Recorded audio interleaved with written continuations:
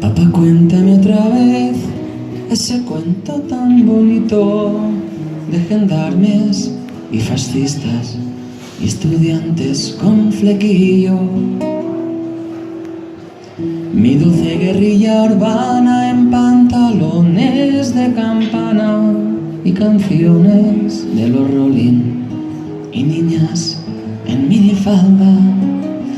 Papá, cuéntame otra vez todo lo que os divertisteis estropeando la vejez a oxidados dictadores, y cómo cantaste al Ben y ocupasteis la Sorbona en aquel mayo francés, en los días de vino y rosa.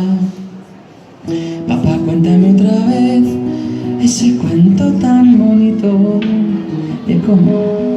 Ai, m'equivocat de lletra, però no passa res, torno a començar.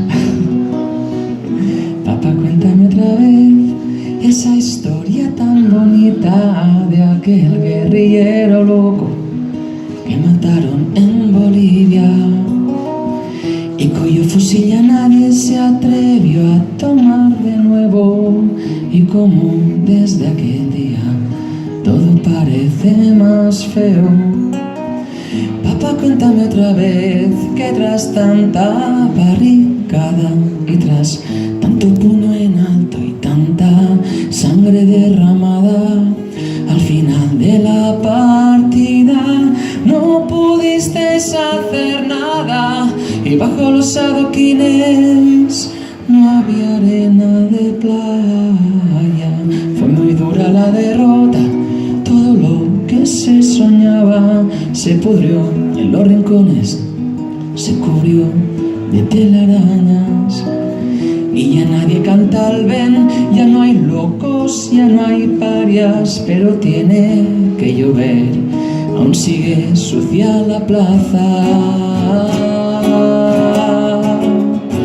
Queda lejos aquel mayo, queda lejos Saint-Denis, que lejos queda Jean-Paul Sartre, muy lejos aquel París. Sin embargo, a veces pienso que al final todo dio igual, las hostias siguen cayendo sobre quien vota de más, y siguen los mismos muertos podridos de crueldad. Ahora mueren en Siria los que morían en Bagdad, ahora mueren en Siria los que morían en Vietnam, ahora mueren en Siria